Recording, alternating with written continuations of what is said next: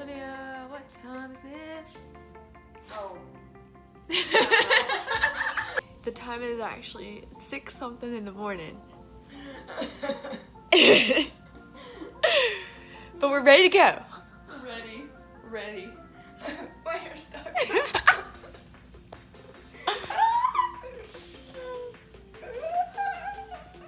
Look who's here at Tidwell. Abby, where are we going? We're going to Passion. What are we gonna learn? Jesus. Where are we going? Passion. But first, coffee. Right, Marissa?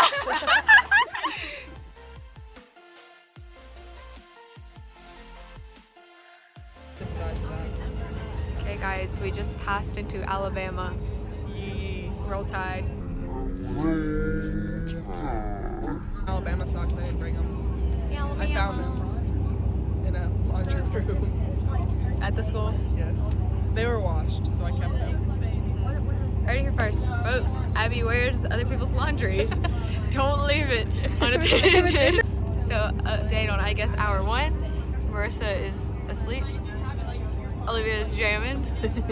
Abby is Abby. Maddie is still Maddie. I'm a good person, but I might throw someone.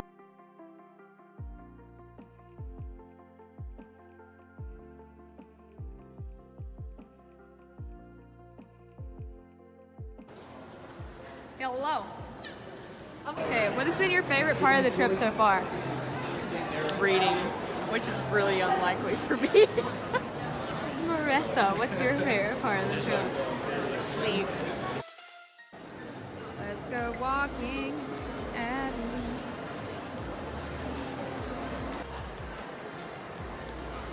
I'm so tired. What? Oh, there's more. Okay. I got some Skittles. Thank you, Abby. You should have just eaten this one. I should have. It's the ones that you can't see it. Well, Thank you, I Abby, for this precious gift. Bono.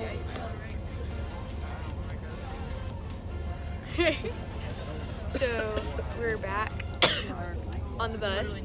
Yes. I think we have 3 or 4 hours left. Yeah.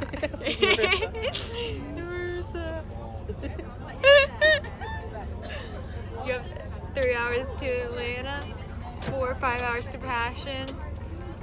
Why's my finger look like that? No. Oh wait, that one perfect.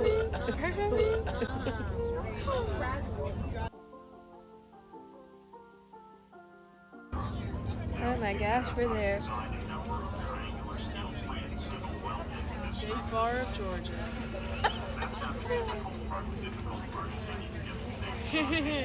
Cuties.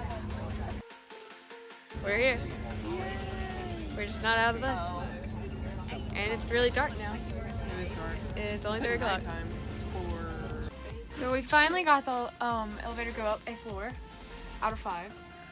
And we're on 3 out of 5. Oh, they could like rest at every floor. It feels like it. Oh, just kidding. Sounds horrible. Oh no. Oh! Yeah. No! No, it's going all the way! No, it's going down! Oh my god. Oh no. Wrong. So this is our room, guys. We've got Martin Luther King. Beautiful view. Beautiful mirror. Very, very amazing bathroom. Yeah. An Abby. A closet and a kitchen. And a desk. Olivia's dead. Huh?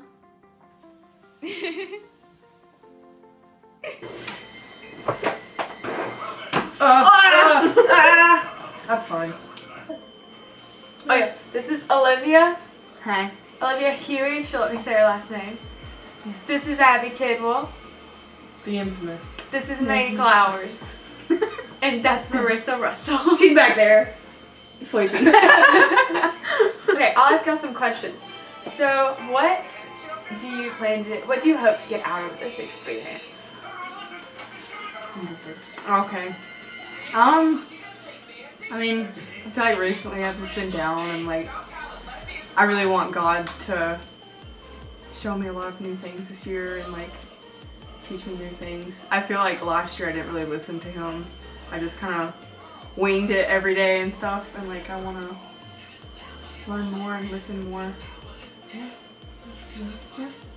Good. Yeah, your turn, Abby.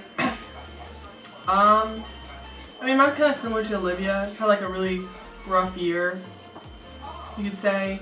And my school isn't particularly the kind of place that you would see lots of Christian-like acts. So, I mean, just trying to like turn in a better direction, kind of be a light on campus, and same thing as Olivia, like guidance. Like I've been just kind of like doing my own thing, kind of making my own choices. Like this is what I'm doing in my life. I don't care what anyone else kind of says. So just like really looking for guidance and seeing where God takes me, and if it's where I want to go, for it's something completely different. Who knows? Maybe. I'm low-key just like excited to see what happens, because like I've tried to be in the mindset lately of like, God, like take me where you want to, like take me deeper than my feet will ever wander. That's what I want my next tattoo to be about. Like just, yeah, I just kind of want to see what he has to say. Like I want to just be like at a very vulnerable and open state to whatever he has to say to me. And there's probably like a lot of things in my life that I even like don't want to admit's going on, even to the point that like I don't see it myself, and I just can't wait to see if he like speaks through any of that and like really opens my eyes on things. Let's get this bread. Bread.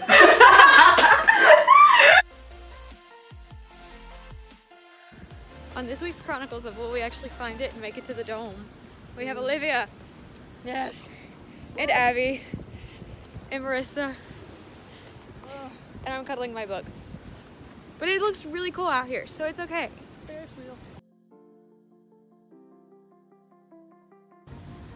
We're gonna turn left on Centennial Olympic Park Drive. It was like up here. This is the dome we went to freshman year around where it is. Hi, I just ran into After many, many long minutes of waiting, we made it inside.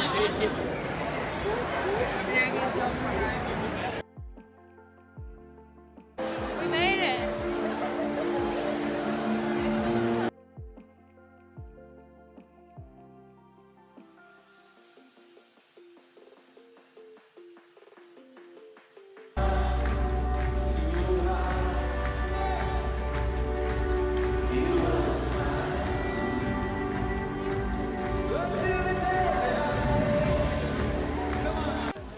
Hey guys, session 1's over. It's pretty amazing.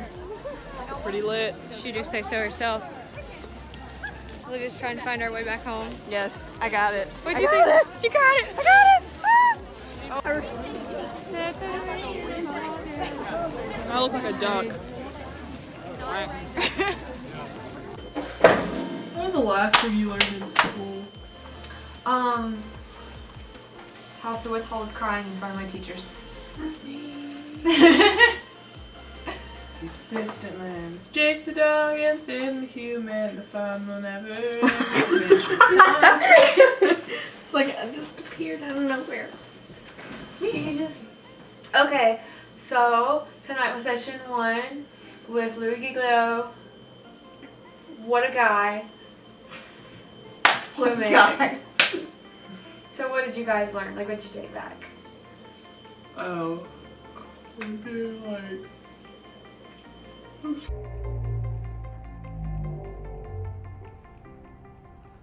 sleepy.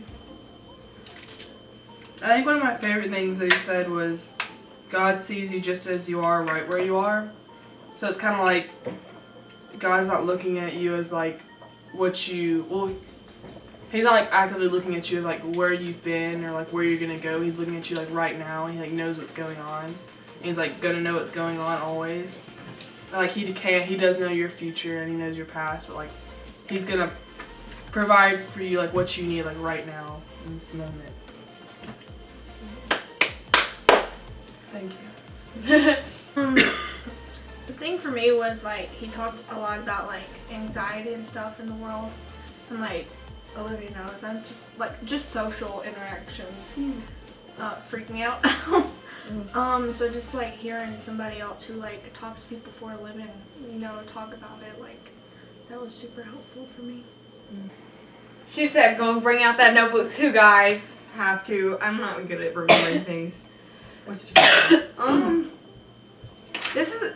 I mean, it's not really like one of the most important things of the night, but like one thing that stood out to me is he was talking about like how he like went through a lot of stuff at one point, and he let anxiety and depression take over, and he said that like at one point he was only like 11% of his 100% self, and he was saying like even if this year you're only 70%, like that's better than that 11% the year before. And I'm like, it's true, because like I feel like any person can constantly be putting themselves down for not being like the true like potential they could be as a Christian, but I feel like that's our whole like life, is to try to urge and like try to be the better you know what I'm saying? So like even if you're at 70%, that's still better than some people can say, and like you can't put yourself down for not being 100% all the time, because we're human and like crap happens and you get down for stuff, but like God's not expecting us to be perfect, you know, and he wants us to constantly have the urge and like the excitement to like do better. I think that's the whole point, you know. So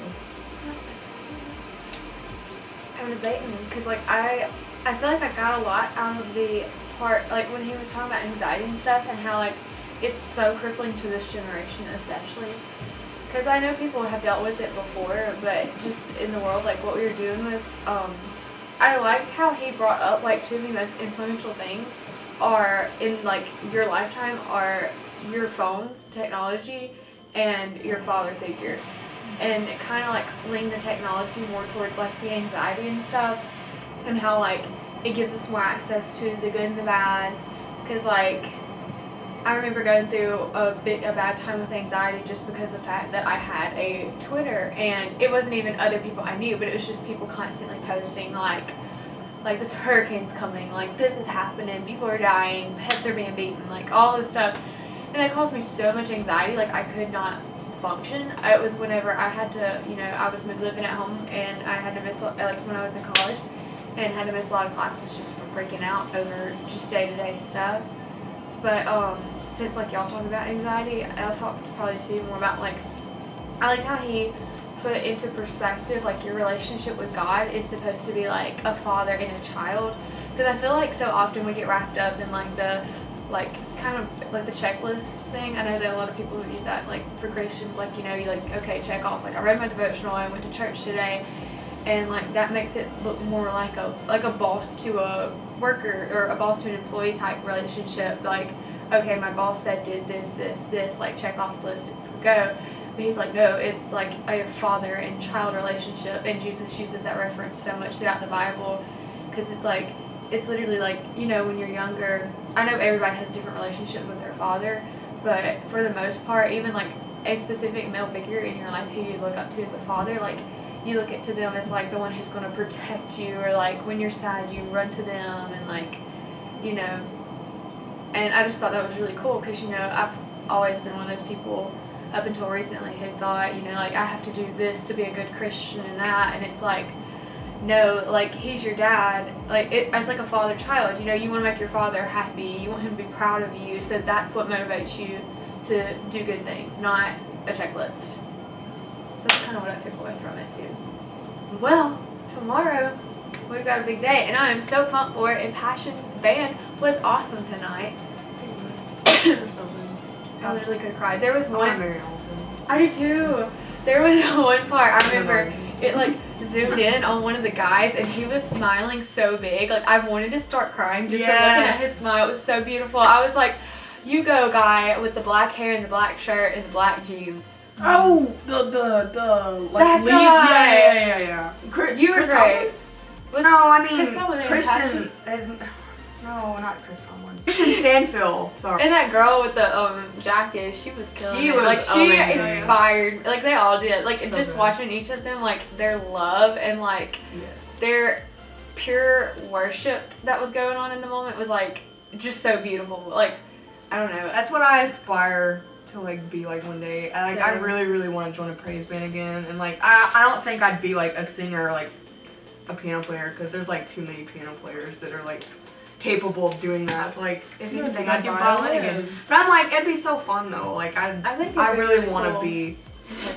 Well, that's all for tonight. And tomorrow, so pumped, gonna get up super early, get some coffee, get to that stadium early, get some good seats, cause we're kind of up near the top, and it's gonna be a good day.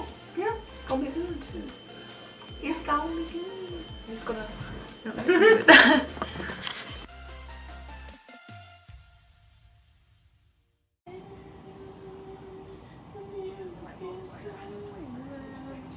I wanna be yours now.